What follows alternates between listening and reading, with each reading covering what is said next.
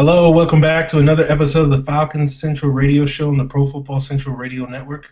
I'm Aaron Freeman, and I'm joined by my good buddy Scott Karasik. We are back again to talk about the Atlanta Falcons. We got a jam-packed show today. Scott is back from Mobile, Alabama. He was at the Senior Bowl last week, so we'll get his thoughts and his insights and all that insider information that he got last week. We'll finally squash the debate on Paul Worrilow this week. We'll also talk about the Falcons' need for pass rushers. Scott just wrote an article up on Bleacher Report where he talked about some of the top pass rushers we can get. And we'll get into the nitty-gritty of that. And, of course, as usual, we'll answer all your mailbag questions because we got plenty. So bear with us. This might be a pretty long show because we got a lot of topics to hit. But let's start things off. Scott, let's talk about these recent coaching moves that the Falcons have made. They've added Raheem Morris as defensive backs assistant head coach, passing game defensive coordinator, and they added Richard Smith as linebackers coach, defensive coordinator, run game.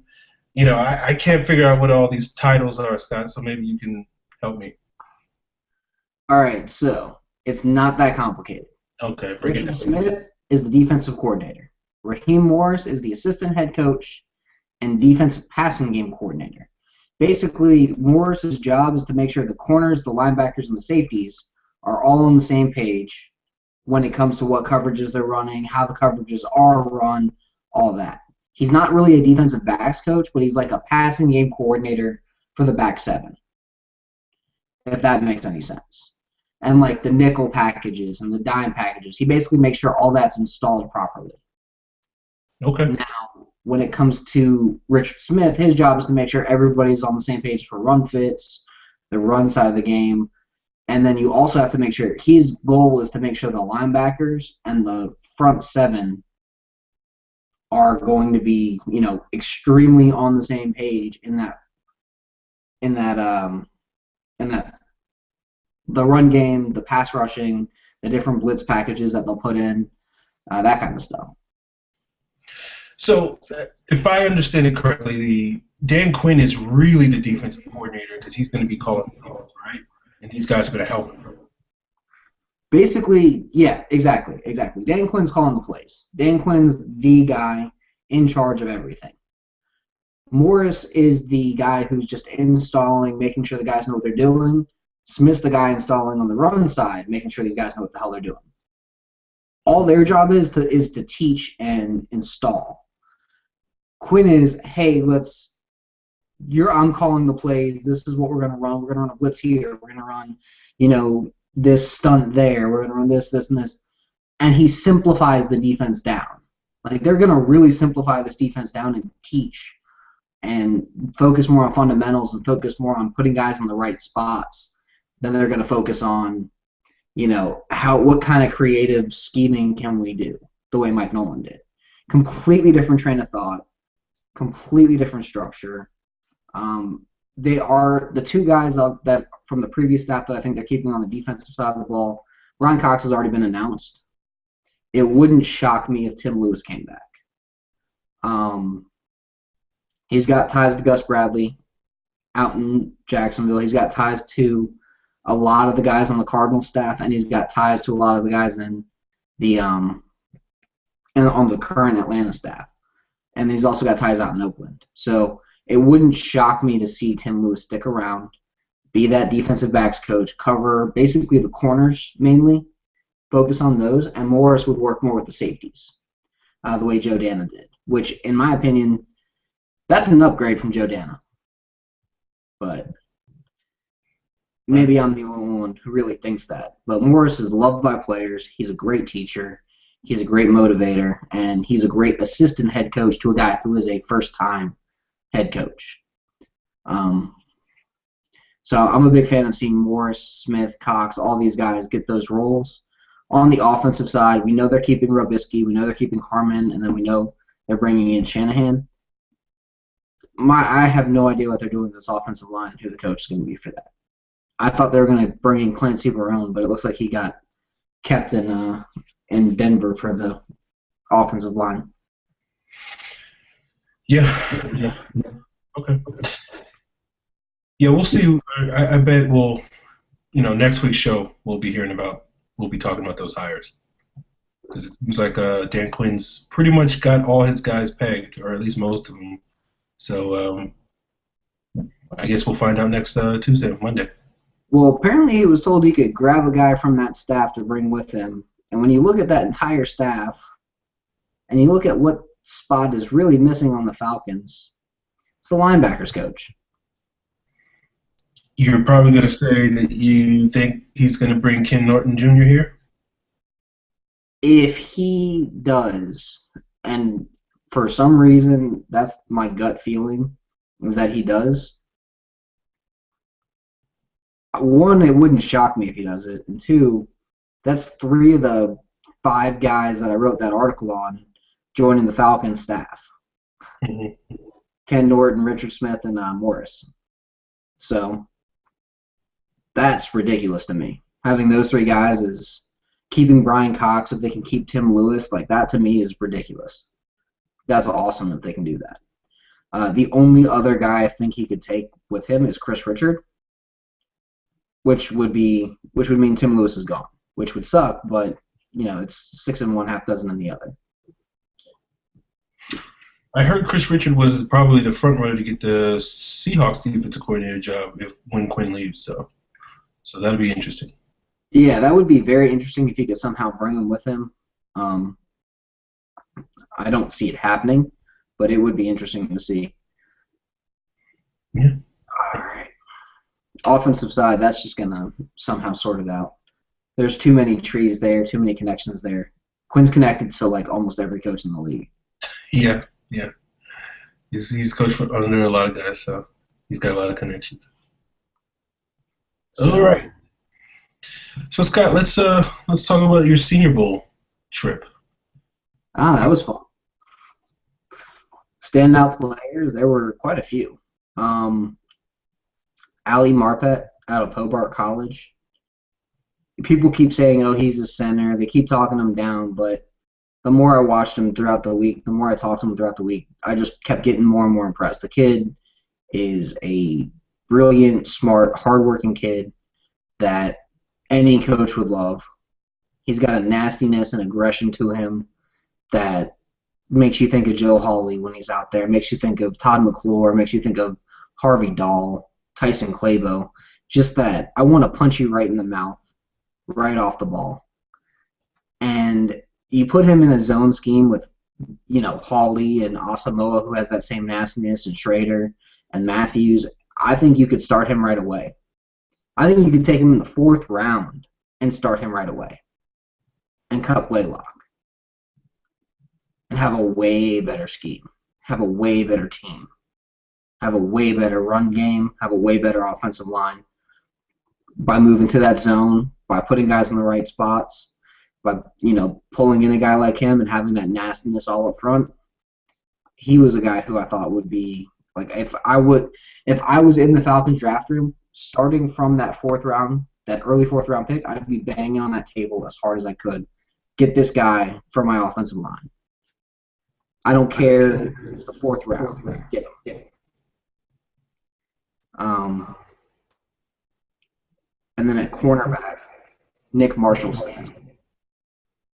Okay. He's the one who's converting from quarterback, right? He would have been the best quarterback there. Very easily been the best quarterback there. Because the quarterbacks in Mobile were just garbage. But he's the best quarterback there. He's 6'2", he's 210 pounds, he's big, he's physical. If you want the next, not Richard Sherman, but the next like Byron Maxwell, the next Thorold Simon, one of those guys, he's it. He's smart. He picked up on corner like that. He still runs that 4.4, 4.5 range, but he's tall, he's long, he's strong, and he's exactly what you want going up against some of the bigger receivers in the NFC South, like the Vincent Jacksons, the Kelvin Benjamins, the Marcus Colstons of the division. Okay. So, Scott, there was a couple of guys that people reported that the Falcons had interest in. I'll rattle off the names, and you tell me if any of these guys sort of stand out in your eyes as guys you want the Falcons to get. Nick Boyle, tight end. Devin Mahina, tight end. Philip Dorsett, wide receiver. Grady Jarrett, defensive tackle. Linebacker Jordan Hicks. Linebacker Denzel Perryman, and cornerback Ja'Cory Shepard. Did I miss anything? No, I mean that sounds about right. I'll go down the list just for each guy, kind of give you what they are, what they could be. Okay. Nick Boyle, what he is now, is basically Ben Hartsock back in 2000. Okay. With a little bit better as a rookie. But basically Ben Hartsock. He's got the potential to be Brent Selleck, someone like that. Just that good base, 40 catch, 500 yard, 5 touchdown tight end.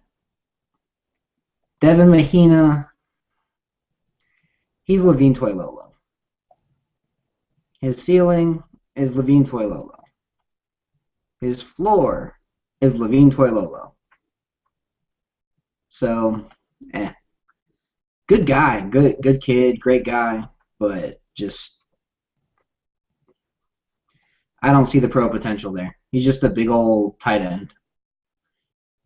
Philip Dorsett is a monster at receiver. He looks so good in practice. He was burning guys left and right. Didn't do it in the game, though, which kind of concerns me, but he had trouble getting off that jam. We already know that's a problem. He's basically Harry Douglas right now with a lot more speed. And his potential is that of like a Victor Cruz. That's his ceiling. His floor is Harry Douglas, though. Like, worst case scenario, you're getting a solid receiver who you're going to bitch about quite a bit. Because you're like, oh, he got 500 yards. He could have gotten 6 because he missed these 4 balls on deep balls. Like, that's the receiver you're going to get. He's aggravating, but he does have that.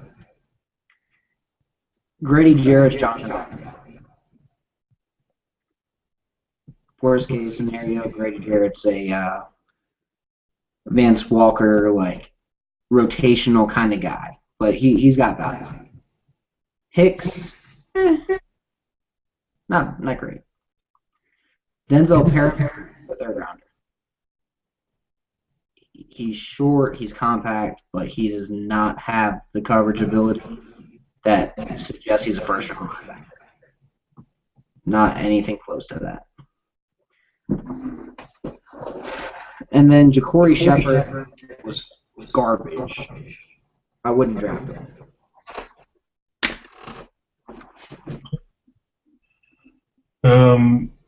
I like Dorsett. He reminded me a lot of Kendall Wright. I think he's a little rawer than Kendall Wright was coming out of Baylor, but he's like Kendall Wright and might be a step faster than Kendall Wright was.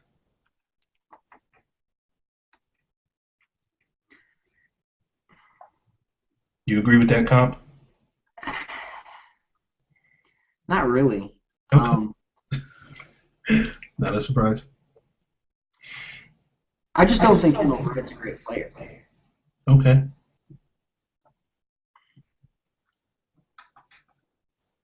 Like, to me, I think Harry Douglas is a better football player than Kendall Wright. Really? Yeah. Like, he gets a lot of volume stats, but that's basically it. Okay. I mean, maybe he's a T.Y. Hilton, maybe he's an Antonio Brown, but not anywhere near as much production. Like, he's Okay. like a somewhat shorter but still a good football player, someone who's worth having on the roster. Okay.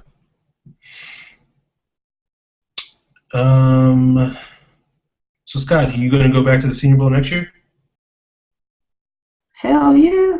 All right. So, is there anything you learned this year that you would do differently next year? Yeah, I'm going to stay at the hotel that the players and the coaches stay at and not, like, down the street at the Holiday Inn that was cheap and disgusting. Okay. Because the Holiday Inn is gross. Like, Like gross. Like I wouldn't want an enemy. Gross. Okay. All right. So Scott, let's talk about Paul Worrilow. Let's end this once and for all. We obviously have different opinions on Paul Worrilow. We both were very high on Paul Worrilow coming out of the 2013 season. Then we kind of diverged a little bit. So I guess the first question is, I guess we'll give our opinions and see how far apart they are. How good a player do you think Paul Worrilow is right now? I think he's at slightly below NFL average starter. Slightly below average. Like that 17 to 20 range. But he was misused as well. He shouldn't have been covering tight ends man-to-man. That's not the kind of linebacker he is. But he was doing that in dime. He shouldn't have been, blitzing from the outside, because that's not the player he is. But he did that over half his career. Okay. So I think he's a good player. I think he's got potential to be better. And a lot of the scouts I talked to seem to agree with him, which I found to be shocking considering all the internet guys who go off of Pro Football Focus. All right. I would say I'm not that far apart on you. I do think he's a below average starter at this point. I guess part of my issue with Worrilow is I thought he regressed in a lot of areas. I thought the areas where he was weakest in last year was he wasn't a great one-on-one tackler. Like at the point of attack, if you ask him to fill a hole against a running back, he's more of a wrap you up and hold you and let the cavalry come in and bring him down to the ground sort of tackler. Kind of like Keith Brooking. And the other thing I thought he was not great at, but he was decent at, was getting off of blocks. But this past year, I thought he was just terrible getting off of blocks. And I think that's one of the reasons why his run defense grade on Pro Football Focus was so low, because it just seemed like fullbacks, tight ends, pretty much anybody that tried to block him could this year. And so that's one of the reasons why I'm a little less down on Worrilow than I was a year ago. But I do agree with you. I do think he can get better because I certainly thought he was better, in 2013 than he was in 2014. So at the very least, he should be able to at least get back to that 2013 level, if not get better than that. Well, the thing is, when you aren't being taught how to use your hands and guys are getting in on your pads, I blame that more on coaching than actual, like, if your issues are like hand use, like, being used in the wrong coverage areas. Like, you shouldn't be covering a tight end man-on-man because that's not your game. You should be that short zone linebacker because that's where your game is. To me, that's the issue I have there. So his if you look on Pro Football Focus, his pass coverage grade sucks because he was covering wide receivers and tight ends man-on-man. And every time he did, he'd get a -2 from their grading scale. He did it too often, so he has one of the worst coverage grades in the league because he was covering wide receivers and tight ends, and that's not his game. When a linebacker is covering a wide receiver and a guy like Drew Brees sees that, and that guy is Marcus Colston, you know exactly where that ball's going to. It's not rocket science here. Drew Brees sees 55 covering 12. Oh, I know where I'm going with the ball before the play even starts.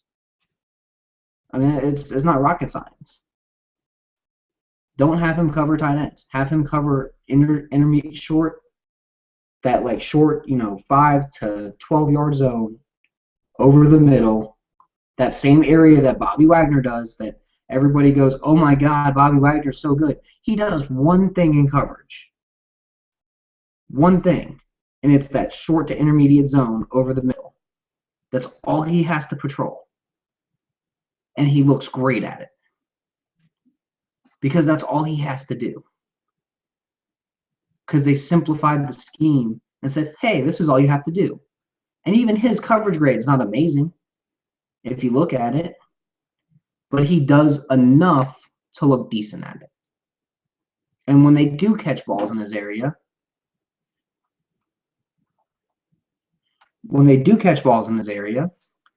he's very good at tackling them quick. Aaron, you there?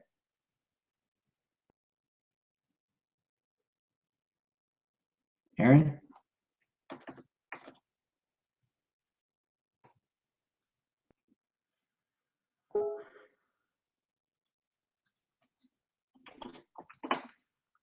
Hold on, we're having a couple of technical difficulties. There we go. Yeah, I don't know what happened. Sorry. Apparently, I didn't know what I was talking about with that short zone,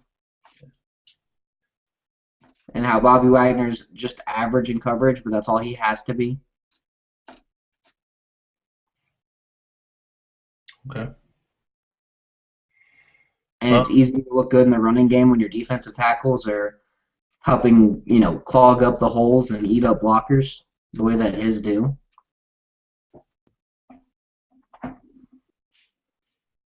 Okay. I think Bobby Wagner is a little bit more skilled. He's a better player, but I'm not saying, again, Paul Worrilow isn't going to be a Pro Bowler. Okay. But if you put him in the same role, he'll be able to play, and he'll look, NFL average like a Demario Davis. That's what I'm saying.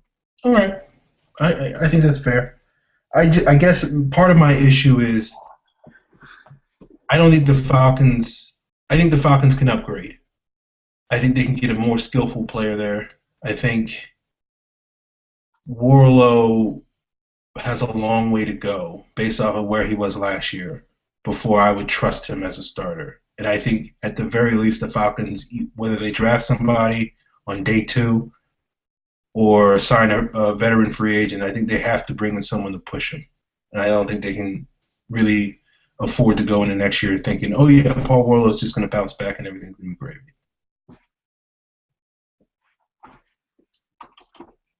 I mean, you're always going to try and upgrade everything. But if you look at what he is, and if your scouts are saying this guy is an average starter right now,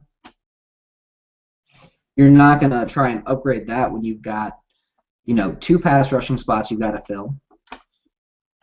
You've got 2 outside linebacker spots, which are completely empty right now, that you've got to fill.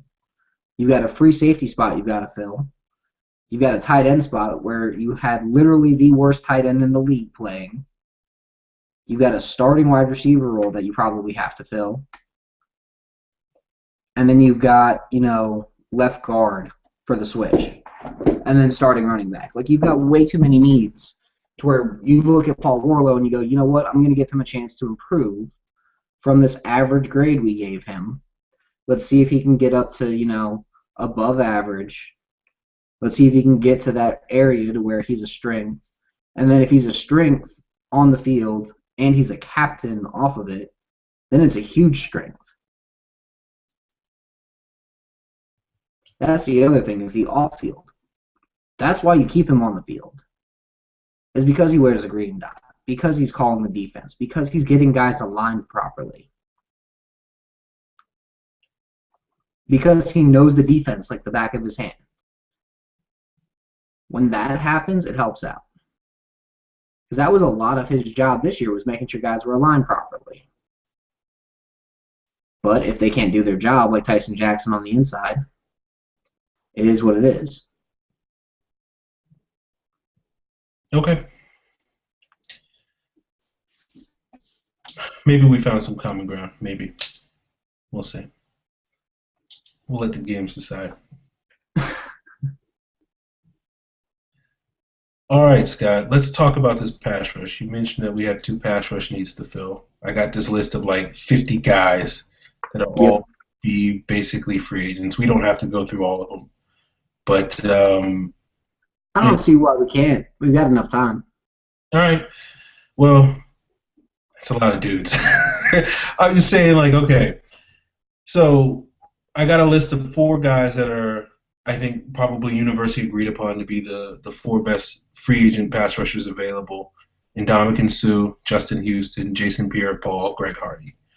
I think it's pretty safe to say that Justin Houston is going to get the franchise tag. I think everybody else is kind of up in the air. So, do you think any of these guys are realistic options for the Falcons to get? Um, all right, let's just cross Houston off right now because he is not realistic at all. And Ndamukong Suh is possible, but I keep hearing things like there's a deal in place, it's going to be announced at the combine, or there's a deal in place, he's going to put his market value out there and then tell what the Lions the market value is, and they're going to match. Like, that's what I'm hearing. So I don't think Sue's realistic. Pierre Paul might be the most realistic, but even still, I don't see any way the Giants let him go. And then Greg Hardy, with him guaranteed to be on that commissioner's exempt list until this thing boils over with his domestic violence case and his personality, I would say you could go ahead and cross him off the list too. Basically, I don't think any of these guys are realistic options. The reason why the best stay on the teams that they're drafted on is because they're the best. And because their teams understand that these guys are difference makers and are worth 2 to 3 wins apiece. Yeah, I would agree with you. I think I agree pretty much. Hardy's off-field issues, and I think Sue of that group is probably the most realistic because he's probably the only one that I think, besides Hardy, has the best chance of hitting the open market. Just because it's going to take so much money to keep him in Detroit, but it's going to take a lot of money to sign him. Because basically we talked about this. During the season was, if you're Ndamukong Suh, it's like, I'm not going to take a penny less than $100 million. And that's pretty much what it's going to take. And I don't think the Falcons, even though they have the cap space to sign him, when you're looking at a situation where you have Matt Ryan, who's a $100 million quarterback, you're going to have to give Julio Jones probably a contract in the ballpark of $80, $90 million in the next 18 months. Then Desmond Trufant's contract is going to be up, and he's probably going to get, I don't know, $50, $60 million, assuming he doesn't have any drop-off between now and then. Then Jake Matthews is going to be up for a big-time extension, assuming that he becomes a left tackle we think he's going to be. They can afford all of it. They could easily afford all of it. Atlanta's got arguably the best managed cap space in the league. But I think the situation is you get to a point in 2018 where if you have Sue on your roster, if all those guys have new deals, you're going to have like 4 or 5 guys that are eating up like $70 million in cap space. And even though the cap may be 160, 170 million by that point, you're going to be in a situation where your second-tier guys that you want to re-sign to contracts, guys like maybe a Jonathan Massaquoi, guys like a Corey Peters, these guys are going to kind of get pushed out the door because you may not be able to afford to basically give them the market deals that they want. So I think that's the reason why you would want to avoid paying Sue all that money. Just for like 3 or 4 years down the road, it can come back to hurt you. I mean, I can understand that. But at the same time, if you've got a guy who can guarantee a 2 to 3 game swing because he changes your entire defensive line that much, you got to bring him in. And Ndamukong Suh is that guy. Like, he is that guy. He is that good. He can destroy people on the inside. You put him next to Rashid Hageman on passing downs in the 3 techniques together and just say attack, just destroy people, they're going to open up the outside so well to where all you have to have is guys who can beat one-on-ones. You can do with lesser talent on the outside if your inside can just demolish people. And on running downs, I mean, you would rotate Sue and Hageman and Soliai and Babineau and on the inside, just rotate them. Soliai and Babineau see 40% of the snaps. They're getting old. Let the other guys eat up the snaps. Keep everybody fresh. I mean, that would be a scary good rotation. And then once Soliai starts falling off, you just let him go and you start Hageman and Sue. You find a big fatty that can, sit in that same spot. Once Babineau starts falling off or his contract expires and he retires, you find another, 6'2", 290-pound pass rushing inside guy. Okay. There's a bunch of second tier guys that probably a little bit more realistic that we'll see hit the open market. We have Brian Orakpo, Derek Morgan, Pernell McPhee, Brandon Graham, Jerry Hughes, Paul Sheard, Jason Worrells, Nick Fairley, Jared Odrick, and Stephen Paya. All right, so Stephen Paya is a nose tackle. By every sense of the word, he's a one tech.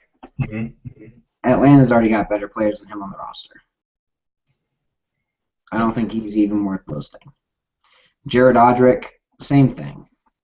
Nick Fairley's a three-technique guy, but I think between him and Rashid Hageman, you can only have so many guys who love weed on your roster that you should probably not have two of them in the same positional unit.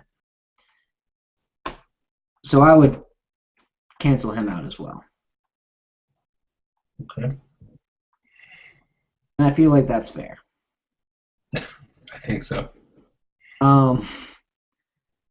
So getting rid of those guys, Jason Worrells, he's more of that run stuffing end. He's not really a great pass rusher. Most of what he does is effort and coverage sacks. So I wouldn't. Atlanta needs a primary guy. Okay, I agree. And then Derek Morgan, same kind of thing. Run stuffer, not worth the time. Brandon Graham, there's already talks that he's got a deal set up in Philly, and that's just a matter of time before it's announced. So again, he's gone. That leaves Brian Orakpo, Pernell McPhee, and Jamal Sheard. Oh, and Jerry Hughes. Sorry. I don't think Jerry Hughes is that good. I think a lot of what he suffers from what I call the Ray Edwards syndrome.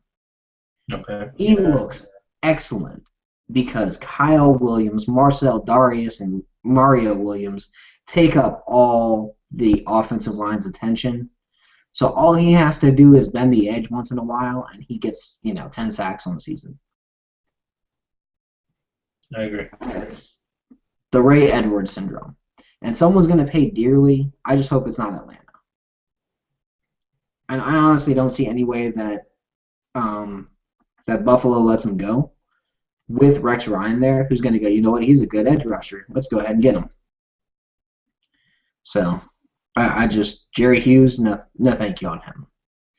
Which leaves Orakpo, McPhee, and Sheard. And they all would play completely different roles in this scheme. Jamal Sheard would be that Michael Bennett base end who would still get you 6 to 8 sacks every year. And then you rotate him out for that linebacker / defensive end, that Bruce Irvin style role, which Orakpo can play. Orakpo could easily be your Bruce Irvin if he's healthy, blitzing from the edge, playing short zone coverages, and then sliding down the defensive end in the nickel. And then Pernell McPhee is more of your Cliff Avril, that guy that plays end, plays inside, plays linebacker, you just line him up everywhere and just say, go after the quarterback. The exact same role he's playing in Baltimore right now, just modified for a Quinn scheme. McPhee would be a great fit as well. If you could get 2 out of those 3, you'd be excellent. You'd have 2 starters, 2 legitimate starters, and then you would rotate in Massaquoi and Mapanga to be your, O'Brien, Schofield, and whoever the 4th guy is in that rotation. But basically, you get 2 of those guys. Orakpo on like a prove-it deal, and then Sheard or McPhee on that bigger deal. I would pay a lot more money for McPhee than I would for Sheard. That's just The honest to God's truth. I think he's a better player. I think he's a longer, stronger player. And length is huge in Quinn's scheme. Okay. Well, you know me. I'm a little biased, so I'm a Sheard guy. I think McPhee is a good player. Don't get me wrong. I do think he probably benefits a lot because he basically has Suggs and Duberville on the edges, and he's good. Don't get me wrong. So I wouldn't be upset at all if he signed him, but I do think he's not quite as good as his numbers say he is, just because he has a good supporting cast around him. I think Sheard had a down year. I think that's a way where you can get some value for him because he's probably not going to get paid the sort of money that he would have gotten had he had 7 or 8 sacks this year. I think you put him on left defensive end, you have him beat right tackles, and it would be great. I'm a big fan of Arakpo. I think people are sleeping on him because he's been injury prone. But Scott, I have a theory on injury prone players. There's good injury prone, there's bad injury prone. Sam Baker's bad injury prone. Guys that get hurt a lot, but when they actually do play, they're not that good. Brian Arakpo is good injury prone, so that when he does play, you're like, I'll take the 8 games that he plays a season because Mm-hmm. help me win those 8 games, as opposed to someone like Baker who just like no, he's not going to do it. And if you can get, that's what I'm saying, if you can get 2 of those 3 on that tier, you can go into the draft and be like, you know what, let me get a Dante Fowler who I've got to develop a little bit and feel okay about it because you're like, well, I can still develop him as he's getting snaps and teach him, even though he's number 8, he can give me some impact right away, but he's not going to be absolutely relied on for that. Mm-hmm. And with a guy like Arakpo, if you get his best possible season, you're getting a dominant player.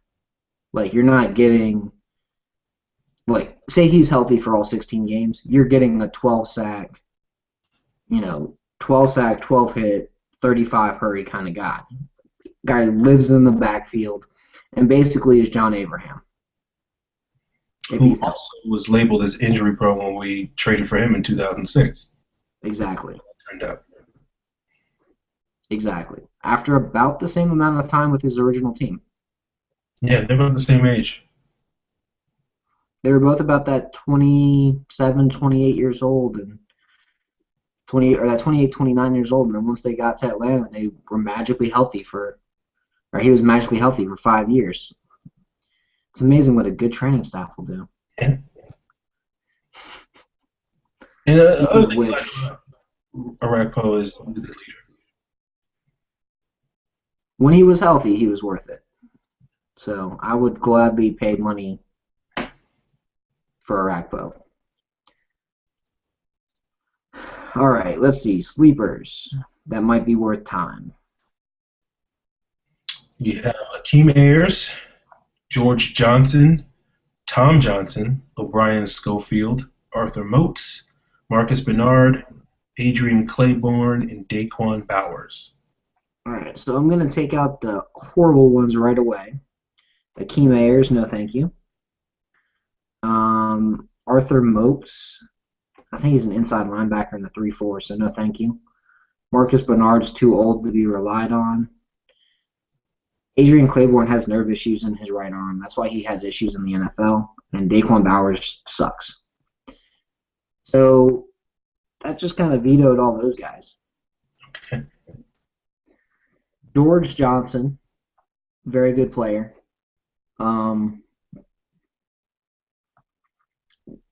If you want a guy who you could get as a 1 year, $2.5 million guy who might explode, it's worth it. If you want a guy who's going to be that big contract right away kind of guy, don't put a lot of money into him. But if that's what this whole goal is for these 3 guys, 1 year, $2 million, see if they've got something worth it, I would sign all 3 of them for that.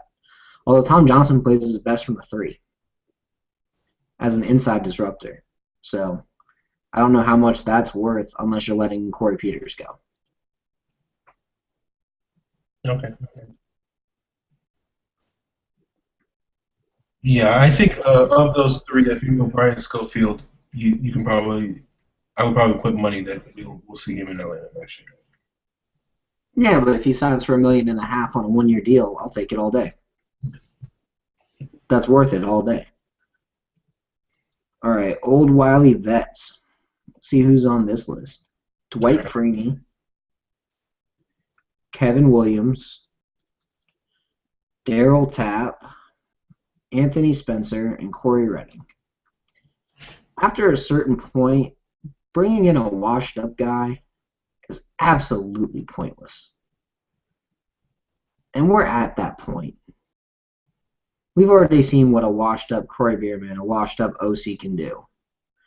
Let's see what guys who haven't had their bodies destroyed really do. So I don't want any of these five. Of those guys, I think Freeney, I think people have been sleeping on Freeney for a while. I thought people slept on him 2 years ago. I thought the Falcons should have signed him instead of OC. That spin move still works. And even if it's a situational rusher, I still think you can, hey, bring him in, let him show Jonathan Mascoy that spin move, let him show, Dante Fowler or whoever we draft that spin move, or O'Brien Schofield or whoever. And that's worth it, for a 1 year, $2-3 million deal. I think that's Freeney can still get you 6 sacks in a season. But I don't think he's going to sign for that much. Okay. I think it's going to be a lot more. But either way, if he wants to come in, be a veteran mentor, be that teacher on the field, you might as well just bring back OC on a veteran minimum deal. I think Freeney's better than OC. I think he's always been better than OC. I think it's like not even close. He has always been better than OC, but I think at this point it's just like veteran minimum versus whatever. Again, he'd be a 52nd, 51st guy on the roster. So let's put it this way: if you want the Falcons to bring in Dwight Freeney, you're basically saying Jonathan Mascoy is a starter, which I would be open to, but I know you're not a huge fan of. Maybe. So that's basically what that says.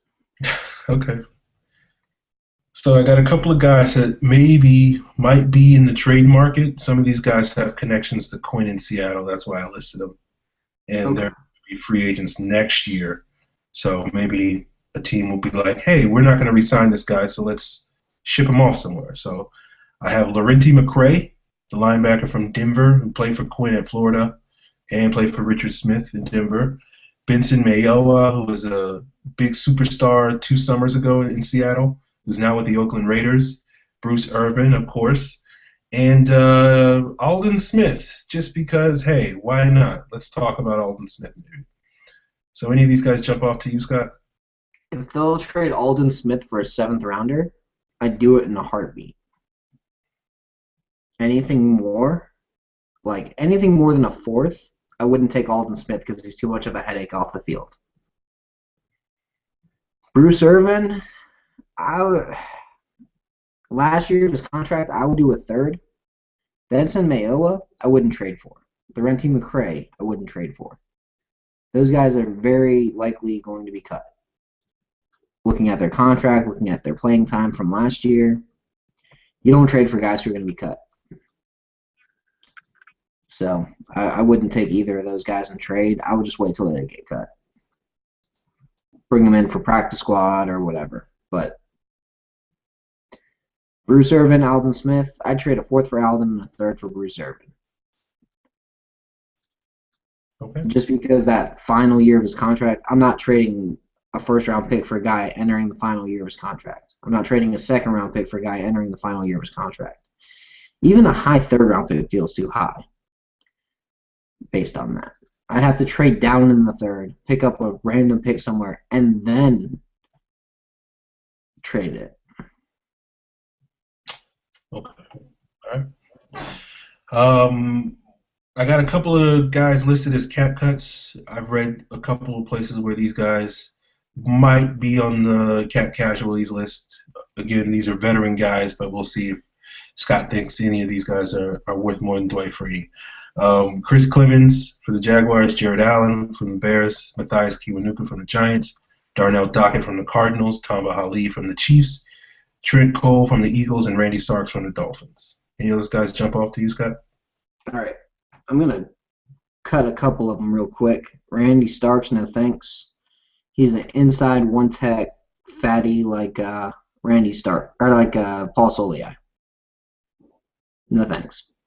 Darnell Dockett, he's been too injury prone lately, and Atlanta's already got enough three techs on their roster that it doesn't make sense to bring in another. Okay. So get rid of those two real quick. Chris Clemens, I mean, he understands the scheme. He knows what needs to be done, but it's like bringing in OC. Jared Allen is timeless.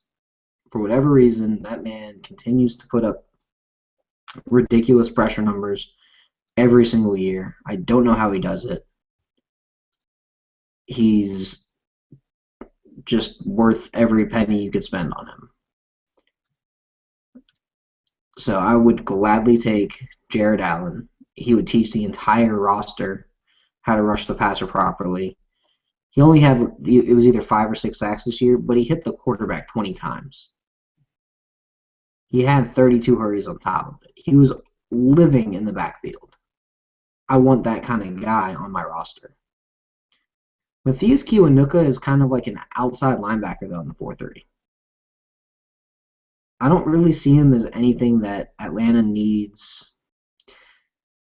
I don't think he's that 4-3 strong side linebacker who shifts to a pass rusher in the nickel. I think that's a Rakpo. I think you could draft a guy named Lyndon Trail out of Norfolk State in the mid-rounds and get the same kind of player. That was another guy who popped out of the Senior Bowl, by the way. Okay. Tamba Hali and Trent Cole, I think they're basically the same guy. They're both that pass rush specialist who comes in for 3 years and looks like John Abraham to us because they're getting 10 sacks a year against bad competition. And I think that's what those guys would be. Now, if the rest of your team's getting, you got 2 other guys getting 10 sacks against good competition, it doesn't matter what those guys do. But I think those guys are your John Abraham types. Like late run John Abraham, 2012 John Abraham. Okay. I'll take that over what we got right now. Oh, for sure. Okay. So we managed to go through pretty much 45 different pass rushers. So I vetoed a lot of them, though. You did. And I bet you next week we get a lot of mailbag questions like, who should we sign? Should we sign this guy or this guy? I'm like, oh, if you go back and listen to last week's episode, you pretty much know our answer to that. So yeah, basically. Yeah. All right. So let's talk about this week's mailbag questions. We got a bunch of them. First, we have Hawks Nation at Jalen XOG. He's got 2 of them. And I think this first question is directed more to me. Yep. Why do you think the defense has absolutely no talent? Laugh out loud. Anybody can see a lot of players flashed. Jalen, I don't think the defense has absolutely no talent. That's just me being hyperbolic on Twitter. I do think we do have some talent. Desmond Trufant stands out. Robert Alford is another one. William Moore, Sean Weatherspoon, Jonathan Babineau, Corey Peters, and maybe Jonathan Massaquoi. But I think part of my issue is I think a lot of people look at our defense and certain guys are just kind of role players and always will be role players. And I think when we have Falcon fans that look at teams like Oakland or Jacksonville, they're like, oh, no, their defense doesn't have talent. There's Khalil Mack and there's Jonathan Cyprien and there's Telvin Smith, but other than that, there ain't a whole lot of talent. And I think if people looked at the Falcons defense without those, Falcon-colored glasses on, the same way they look at teams like Jacksonville or Oakland, they wouldn't, outside of Desmond Trufant, they would look at our defense and say, it's not that much different.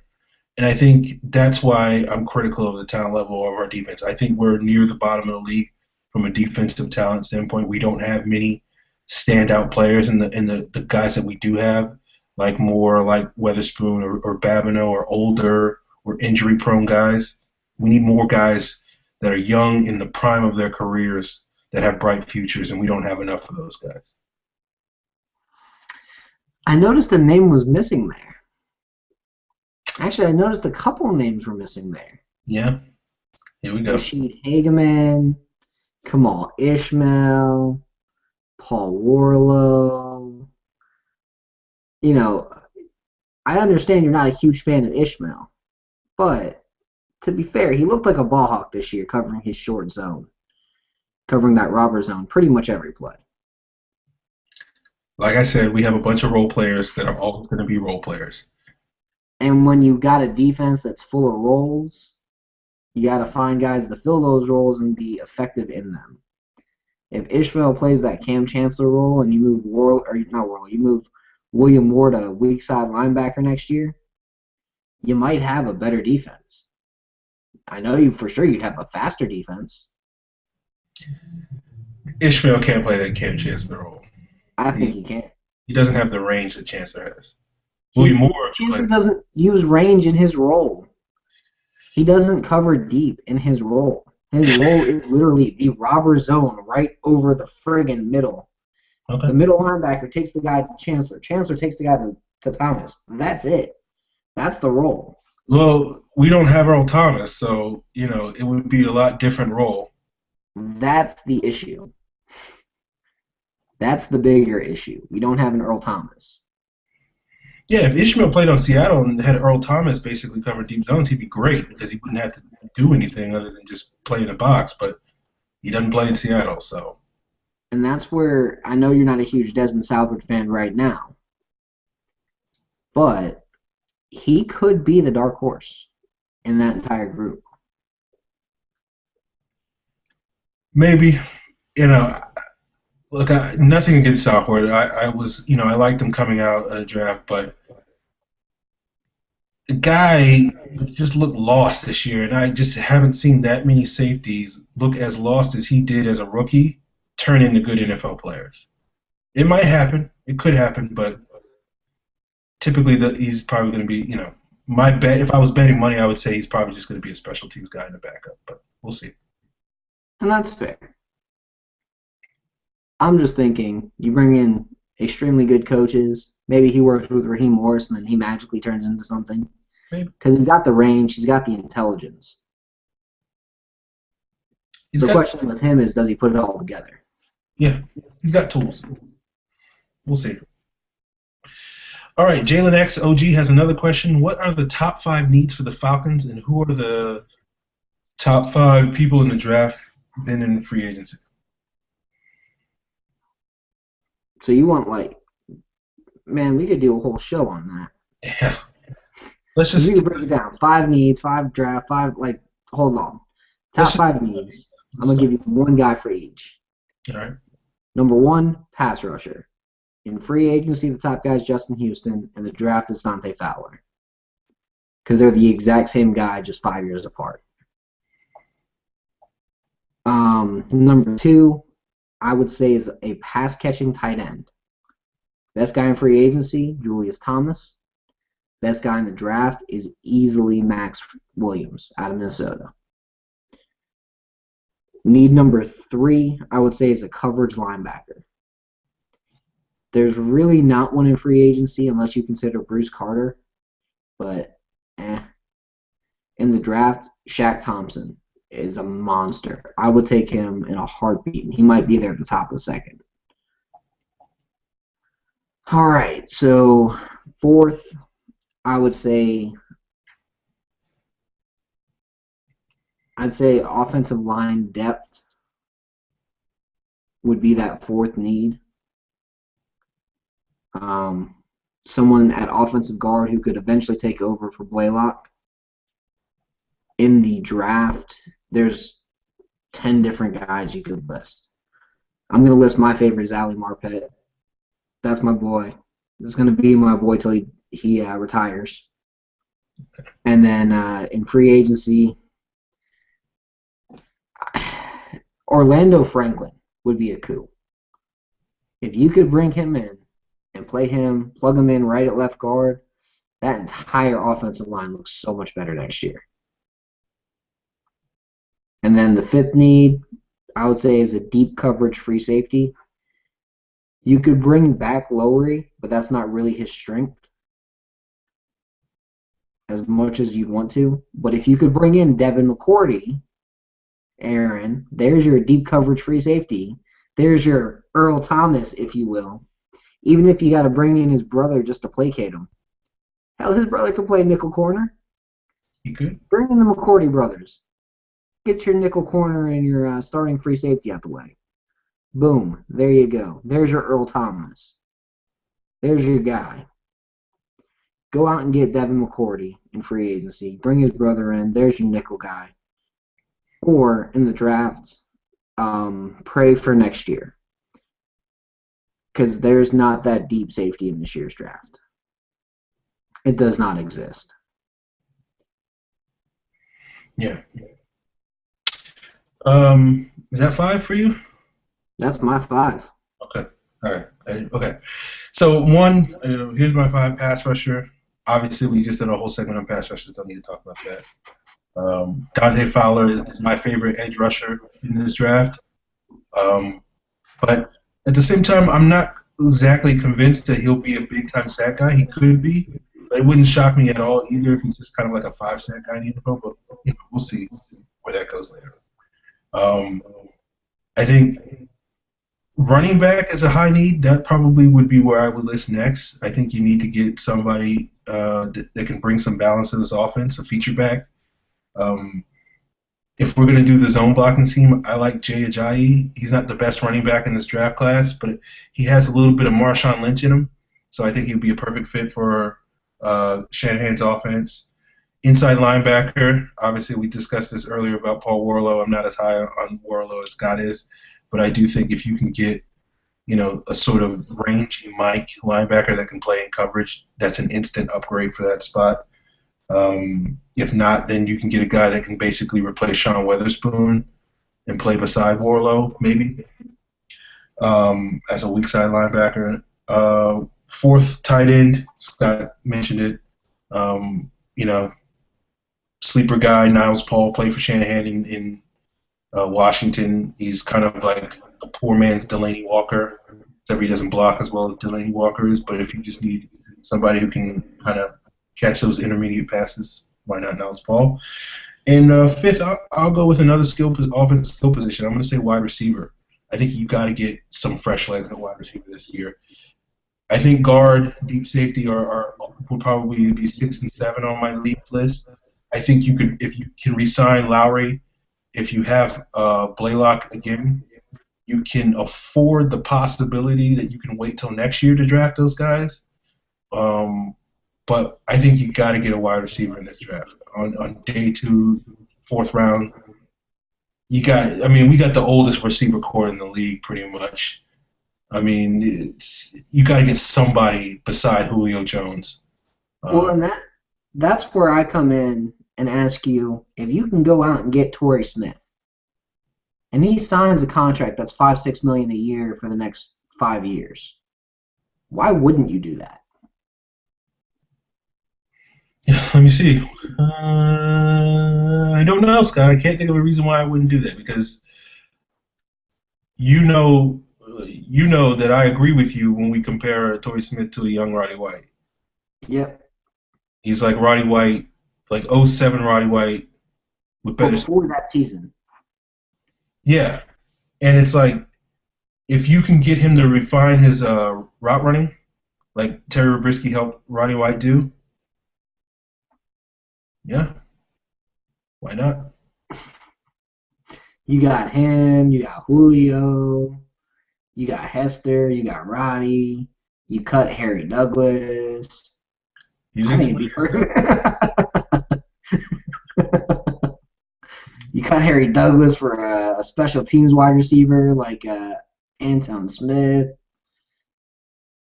I think Anton Smith needs to move to wide receiver, but that's just me. I wouldn't be against it. Put him in the slot.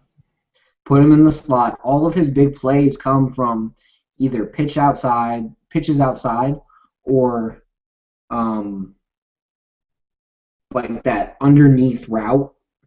You can run that underneath route from the slot, that underneath crosser from the slot. Just run it from there and let him go off. It's so much easier. All right. Next question comes from Weisengrund. Richard Smith comes with a nice linebacker pedigree. For example, Danny Trevathan, Brandon Marshall. How excited are you about what he can do with our linebackers?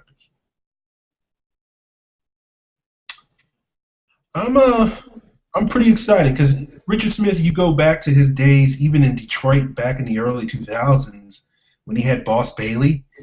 He seems to be a big fan of those smaller tweener sort of linebackers that are like safeties that played, Trevathan, Wesley Woodyard, Boss Bailey, these sort of smaller guys that can cover a lot of space. So, if we can get him some speed to work with, I feel pretty good about it. He's also worked with guys who aren't exactly burners and turned them into decent players. That is true. Especially in the middle of a defense.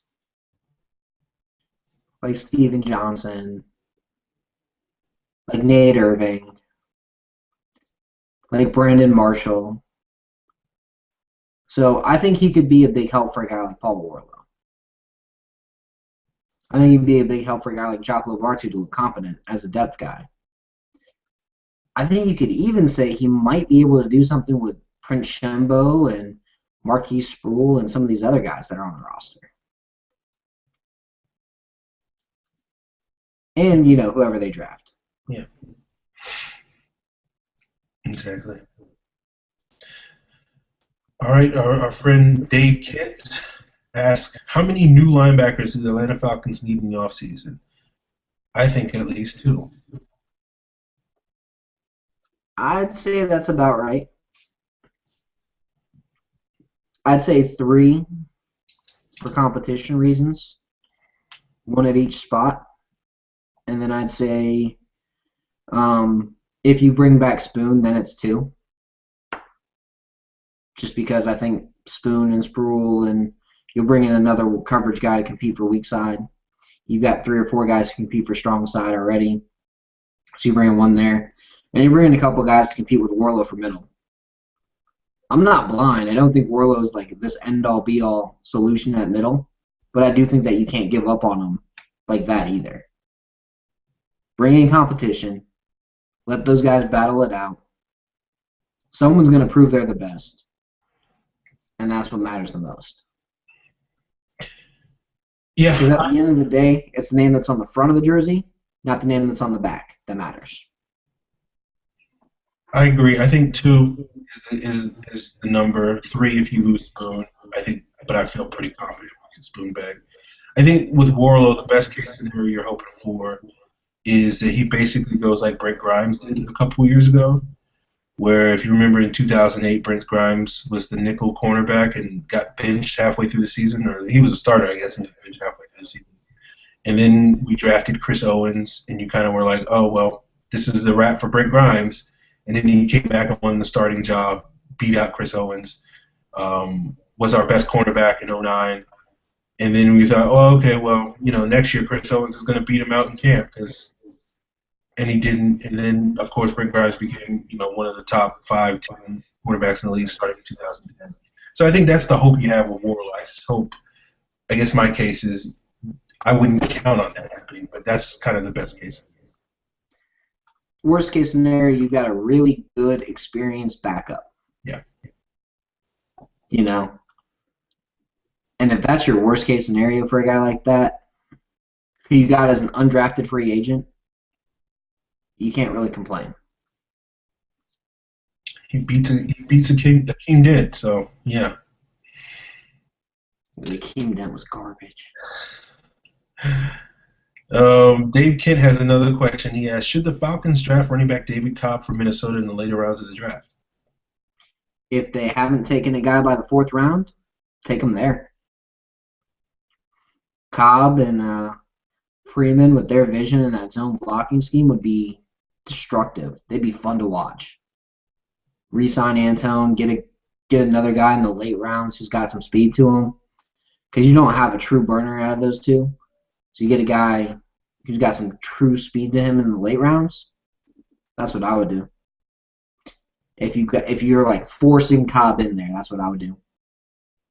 I still think you can get away with taking St. Days in like the 6th round and be perfectly happy. Yeah. Okay. Yeah, I agree. I would like to see the Falcons, get one of these top running backs. It's a really good running back class.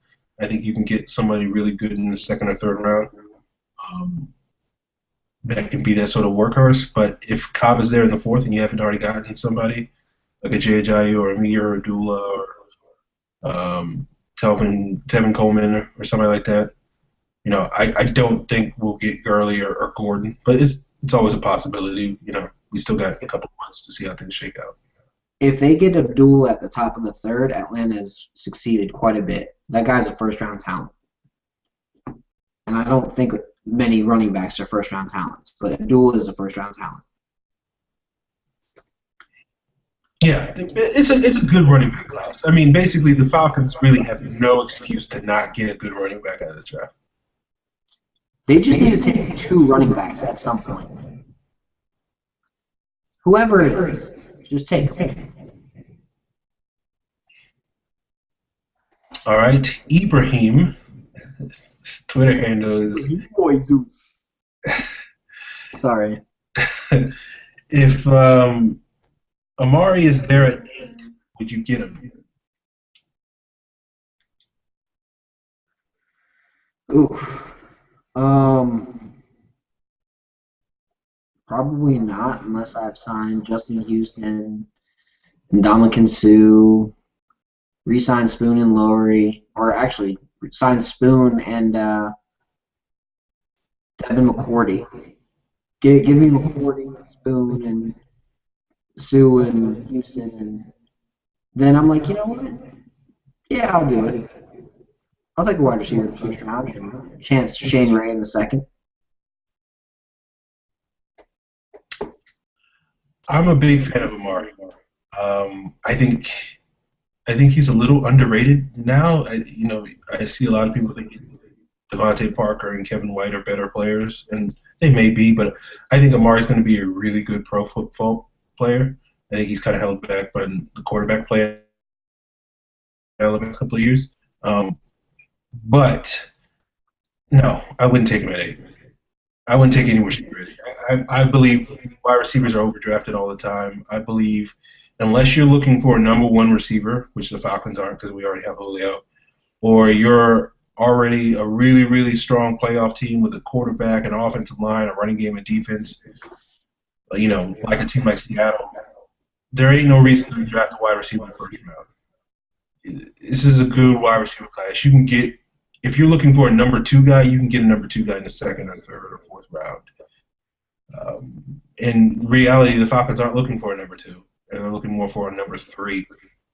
So, no, I wouldn't take Amari. If there are no pass rushers at the top of the draft are still there, then you just trade back and you hope you get Eli Harold or Bud Dupree or somebody in the middle of the 1st round.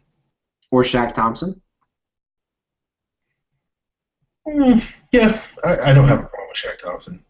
You're the one who's saying I want a rangy linebacker to play for the Falcons who can cover and blitz and play in zones and play against the run. He's a little undersized, but I like Shaq Thompson, but he reminds me of Sean Witherspoon, so obviously I can't say anything negative about that. That's not a bad thing. I just think there are other linebackers in this draft that are just as good. I think if you have 2 Sean Witherspoons flanking Paul Worrilow, well, flanking any middle linebacker, they're going to look good. Yeah, so I'm not in love with Shaq Thompson, but he's a good player, so I won't be against drafting. Yeah, but if you trade back to, 2021, with, the Eagles and pick up their 2nd-round pick because Mariota falls to 8, It's kind of worth it. Mm-hmm. Yeah, you're right. I'm overthinking it, so yeah. All right, Tony B. Tone asks, tight end in the draft or free agency? Should we replace Blaylock and how? What's your ideal free agency look like? How important is drafting a receiver? Tony found a way to ask like 5 questions in one mailbag question.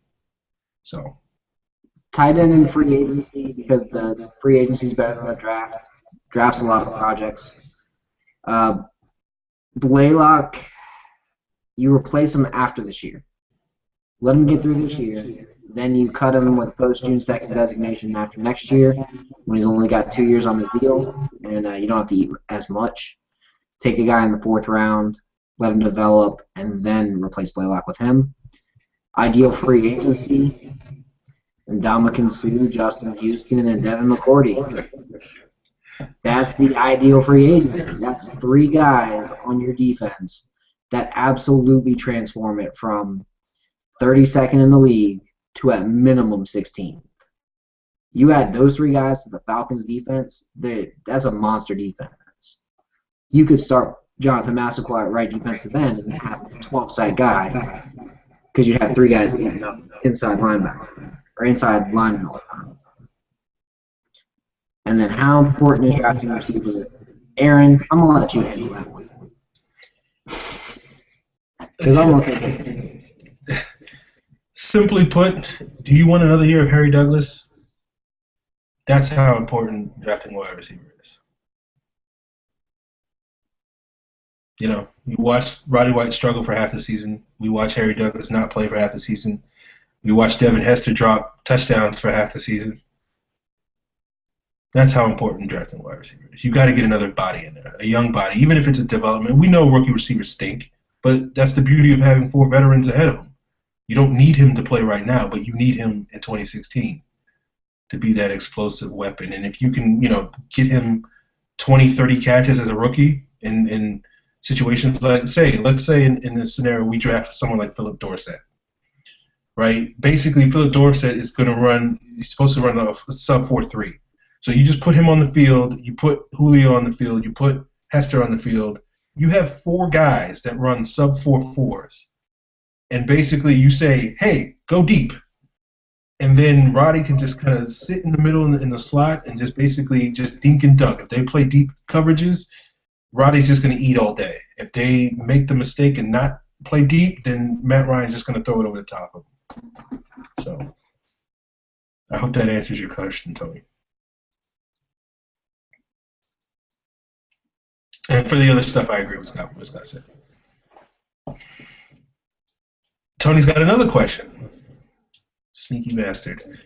If we get 2 defensive ends in free agency, do you think Shaq Thompson in the 1st round or Perryman and Dawson in the 2nd and Spoon for a 1-year prove-it deal would work? To fill in the starters around Worrilow, yeah.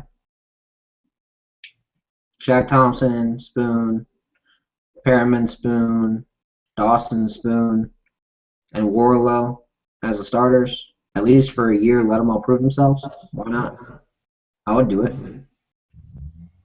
I feel like you can get away with lesser linebackers in the scheme than you really need. Like, you don't need ridiculous athletes at line or ridiculous talents at linebacker.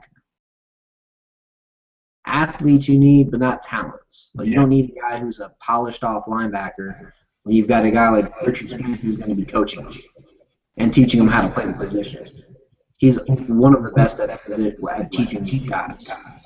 As you can see with Wesley Woodyard and Danny Trevathan, who were drafted in the 6th round and undrafted and turned into French Pro Bowlers. Yeah, I agree. You need athletes. This scheme is more about having athletes. When you look at Seattle's success under Quinn, the strength of that defense obviously is the secondary and the defensive line. And basically the athletes at linebacker just basically fill in the gaps. You just need guys that can run and cover space and blitz and all that type of stuff. That's why I'm so excited about Alford. Okay. Because when you talk about athletes, you know what? He could be that free safety. He's that ridiculous athlete that Earl Thomas is. He's actually a little bigger than Thomas. And he definitely knows how to make plays on the ball. You're right. Of those guys you mentioned, Tony, I'm a big fan of Dawson. That's why I was kind of like beating around the bush with Shaq Thompson earlier. I like Dawson a little bit. He reminds me a little bit of, or not a little bit, a lot of what Darryl Washington was at TCU, because obviously it's the same scheme, and they're basically like the same size. Washington has since kind of bulked up and got bigger. But I think, I'm not going to say that Dawson is going to be the next Darryl Washington, but I think he has that sort of upside if you get him in the right scheme. Our boy JD Beast, John Emmett asks, Sammy Coates, Philip Dorsett, Max Williams, or Devin Funches, and in what round? Is there a way I can say yes to all of them? All of the above. All right. If Sammy Coates falls to the second, you take him. If Dorsett falls to the third, you take him. If Max Williams falls to the second, you take him. Funches, second, take him. I think that basically answered the question. Yeah. I think of those four guys, I'm a big Sammy Coates fan. I'm a big Dorsett fan now. I'm a big fan of Max Williams. And I think Funches, I'm a big fan of him. He's got upside. I think of those four, Funches and Coates probably have the most upside, just raw upside. I think Max Williams probably has the highest floor, just because he's probably the safest guy of those group. Like, he's going to be a good pro. It's just how good a pro he's going to be. Funches is like, I guess he reminds me of Jermichael Finley, a guy that could be ridiculously good. Finley never really hit that ceiling in the pros. You always saw flashes of it, but he never really hit it. I think Funches is kind of that same sort of dude. He's going to, or another decent example is Jared Cook. Like, you see flashes of Jared Cook just destroying dudes, and you're like, why is this guy not the best tight end in the NFL? But, we'll see what Funches does. I'll agree with that. Max Williams, I think his worst-case scenario is Algie Crumpler. So, he's Algie Crumpler. He's either a top 5 tight end for 5-6 years, or he's the second best tight end for the game. And then Philip Dorsett, he's a talent. But if Atlanta could get Sammy Coates at the top of the second round, I would be shocked if they didn't do it. Because watching him play, he absolutely looks like Julio Jones out there. The fact that he played at the Senior Bowl was shocking to me. Because one, he's an underclassman, but he'd already graduated. He didn't have to play in the Senior Bowl. He chose to play in the Senior Bowl. And then he looked amazing in it. He has refinement he has to do. And that's okay. When you're as big, strong, fast, and talented as he is, you can refine your game and be. Could you imagine having 2 Julio Jones? Hey, Scott, that's why I tweeted earlier this week, if Dimitrov drafts Sammy Coates, I will forgive him for every mistake he made. Because Sammy Coates could be a monster. And I will happily gamble on his upside any day, every day. Put him beside Julio Jones, it's a wrap for defenses. You put Sammy Coates on that Falcons offense with Julio and have Roddy and Julio and Robisky and, Harry Douglas teach him the good stuff. Not the bad stuff, but the good stuff. Good stuff. You're wide open. And then Roddy White goes, you catch the ball and you run down the field. You don't fall over like Harry. Yeah. That's what you have happen. And Coates is a leader for Auburn. He was a big leader on that team. Yeah. So, I'm a big fan of Sammy Coates. Watching him in person, interviewing him a couple times this week, just very smart guy. I would gladly have him on any team. It wouldn't shock me if he goes in the middle of the first.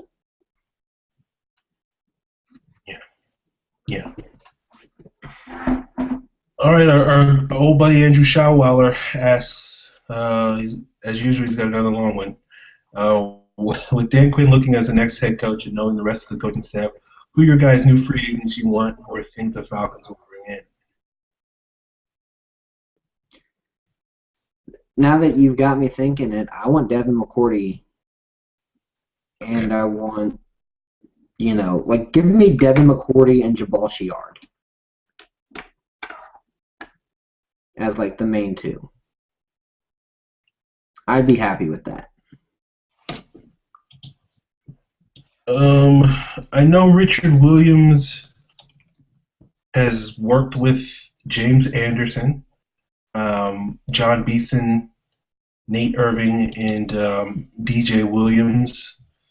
I think Irving is a sleeper just because he's got a knee injury, he's on IR, and so he shouldn't have a big market.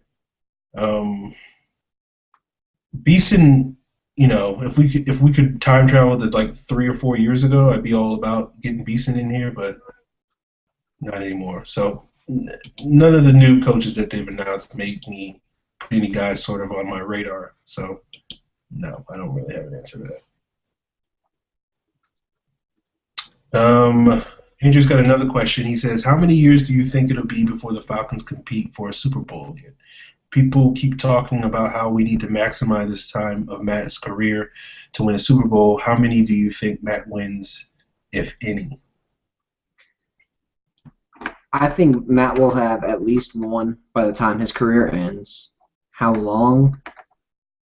Hopefully they compete this year.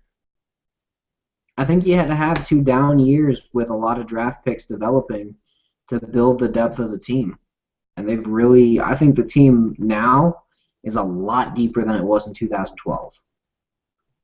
A lot deeper. Because these guys have had to play. Like, in 2012, if Akeem Dent goes down, you don't even have a Paul Worrilow. You've got some random guy who sucks behind him. Now if you've got a middle linebacker and he goes down, say you sign Nate Irving and he's the starter or he's the backup even, and either Worrilow or Irving goes down, you know that one of them can jump in and play. Say Sean Weatherspoon goes down because he's playing weak side linebacker and because he's going to go down. You know that at least Marcus Sproul has the talent to play the role. He's at least the athlete you want in that role for depth. On the strong side, at least Prince Shembo is the guy you want as an athlete in that role. He's not a coverage guy, but playing against the run, pass rushing, he can do that role. So that's my thoughts there. I'm going to say if the Falcons have the sort of offseason that we've been talking about on the show, they get a running back, they get a tight end, they get a young explosive receiver, they, whether this year, next year, they get that replacement for Justin Blaylock, they get some pass rushers, they get some help at linebacker, they get that deep coverage safety, they get a nickel cornerback. Now, I don't realistically think the Falcons will get all those things this offseason. But I would say if you get all those things over the next 2 off seasons, then I think 2017 is you have the most realistic chance to be competing for a Super Bowl again, where you can sit there and say, yeah, we have a very balanced and stacked roster that can compete with a team like Seattle, or whoever else is good then. Maybe it would be like Philadelphia or somebody. I don't know. But, yeah, I would say 2 or 3 years. I think if all those things happen, then, yeah, you can see Matt Ryan winning a Super Bowl. Winning a Super Bowl is hard. I think it's hard to say, oh, yeah, he'll win 2 or 3 or anything like that since he's already, arguably halfway through his career. And typically quarterbacks after I forget what exact age it is, but it's like 34 or 35 that like quarterbacks typically historically haven't won many Super Bowls. So I would say probably 1 is a good, but hey, it's 1 more than the Falcons have ever had, so I'll take it. And who knows? Maybe Dan Quinn turns his defense around. The Falcons, he's been the real key to the Seattle defense, and the Falcons have a defense that looks like Seattle's next year. And then magically the Falcons win three in a row. Like, who knows? That's me being a homer, but who knows? It could happen. You know I'm the optimist of the show. That's why this You are. works. Yeah. Because if we were both optimists, we look like friggin' nut huggers.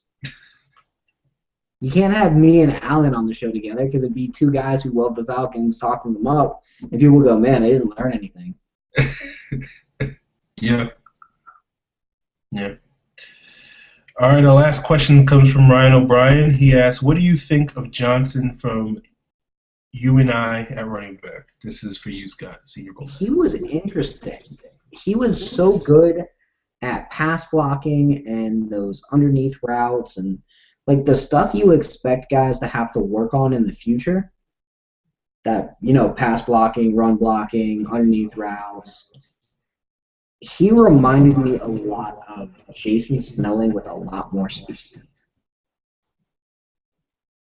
So a really competent running back who he is not a man blocking scheme running back. He's not a good fit. Let him one cut and go and follow those linemen and just hit that hole he needs to hit, and he looks so much better. He's a good running back. He's not a first-round running back. He's not a third-round running back. But you take him in the fifth, you combine him with another guy like Devontae Freeman, who's already on your roster, you'll have a hell of a running core. I like him. I think he's a good player. Yeah. The interesting thing about this running back class is you have a lot of good players. You have a lot of guys that would be good in a committee system. You have a couple of guys that you think, oh, this guy can be a feature back. He can be that first-round fantasy running back that I take in my fantasy draft. The good thing for the Falcons is they have Devontae. They could re-sign Quiz if they want to. They could re-sign Anton if they want to. And so you have the potential for a committee system.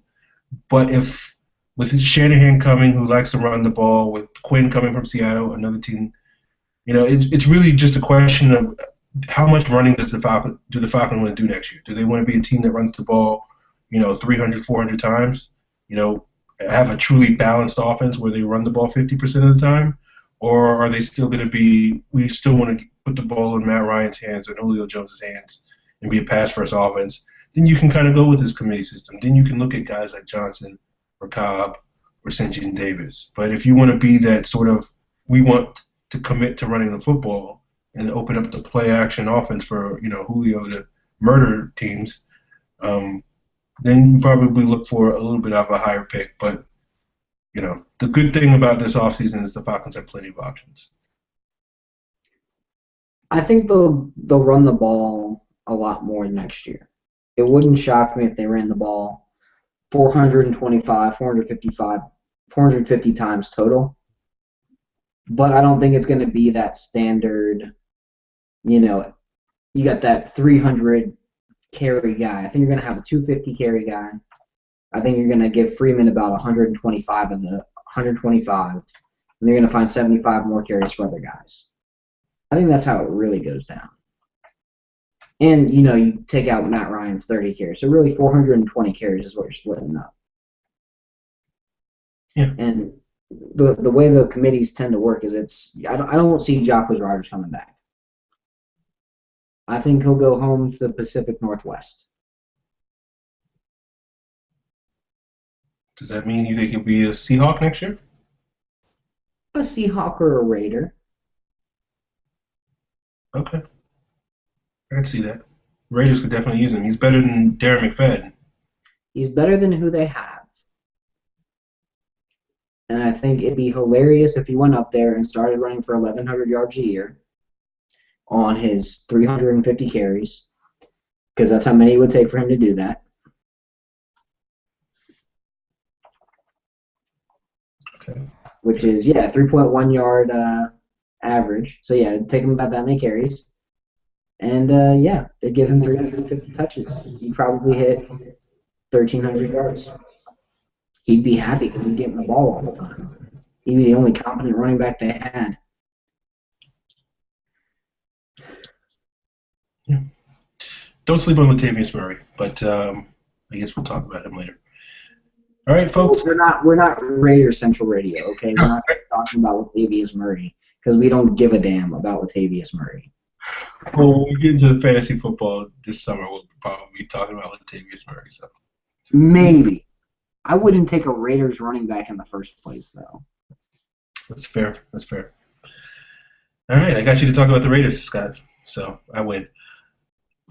Folks, find us on Twitter. I'm at FalcFans. Find my stuff on FalcFans.com. We're getting close to that free agency draft time, so you'll see a lot of stuff there. Scott says always writing for Bleeders Report. You'll see the draft profiles. Always a good read. He's also on Twitter at Scott Karasik. Hit up the show at FalconsPFC. We'll be back next Tuesday. Send in your mailbag questions. # Falcons mailbag. Yeah. And we'll be talking about Dan Quinn being hired, and hopefully we'll know who the rest of his staff is. Hopefully they all get hired all on the same day and people go, oh, they were tampering. But well, we'll hear something from Mike Florio next week about tampering. So yeah, he can eat one. Yeah. Anyway, have a great week, and we'll talk to y'all next week.